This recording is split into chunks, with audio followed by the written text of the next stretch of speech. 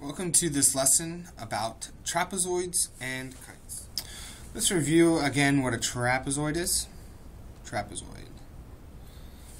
Related words to that are base and leg. Whenever you hear about a trapezoid, trapezoid has two bases, an upper base and a lower base, and it also has two legs that may or may not be congruent. Trapezoid is a quadrilateral, so four-sided polygon, with exactly one pair of parallel sides. So a parallelogram has two pairs, a trapezoid only has one pair. And if we look in this example, the bases are the parallel sides of a trapezoid. The legs, which may or may not be congruent, are non-parallel. The two angles that share a base of a trapezoid are called the base angles. The first theorem we're going to talk about is if a quadrilateral is an isosceles trapezoid. And what that means, simply, it's exactly like isosceles triangles. It means that there are two sides that are congruent, and those are the base legs. Now remember, we have to be talking, or sorry, not the legs, not the bases. Remember, we have to be talking about the legs, because if the bases were congruent as well, this would not be a trapezoid, it would be a parallelogram. Remember the theorem that if opposite sides,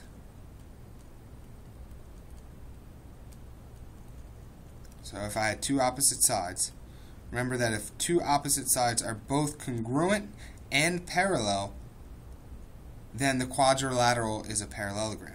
So a trapezoid, the opposite sides are parallel, however, they are not congruent.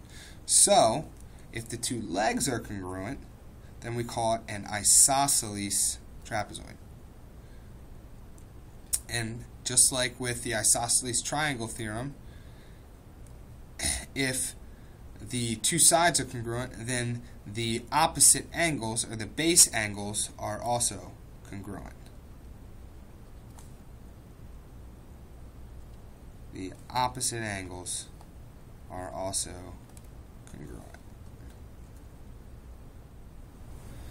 If a quadrilateral is an isosceles trapezoid, then its diagonals are also congruent.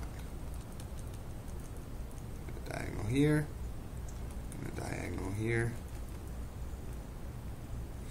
Let's say it was A, B, C, D, then AD would be congruent to BC.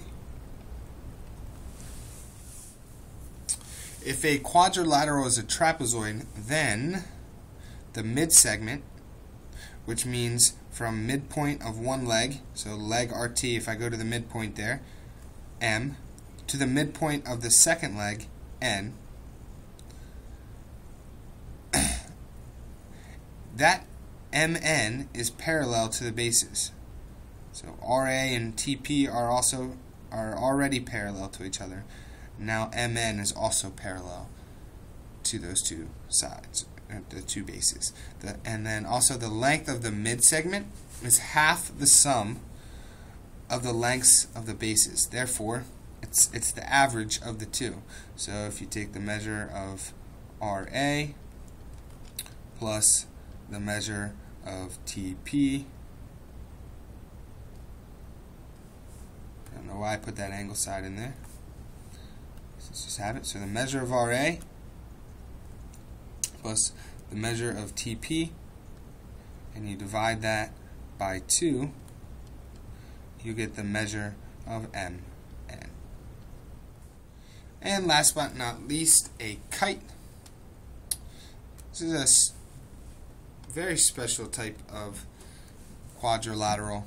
A kite is a quadrilateral with two consecutive sides congruent and no opposite sides congruent.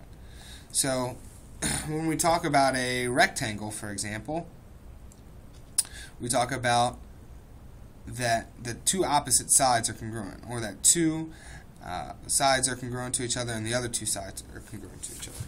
And that's the same for a kite, except for instead of being the opposite sides being congruent, it is the consecutive sides. So here, AD would be congruent to AB, and BC would be congruent to DC. And if a quadrilateral is a kite, then its diagonals are perpendicular.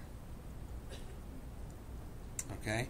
For example, we know that a rhombus, their diagonals are perpendicular. A rhombus is also considered a kite. It's a special kite because all sides actually happen to be congruent to each other. Therefore, the consecutive sides are also congruent to each other, and the opposite sides are also congruent to each other. So it is both a rhombus, a parallelogram, and a kite. So a rhombus is a type of kite. And that's all for this lesson. Make sure you go back and watch the video if you didn't quite understand anything. Take some good notes. Go ahead, try your homework assignment, and meet me in live class where we can talk about this a little more.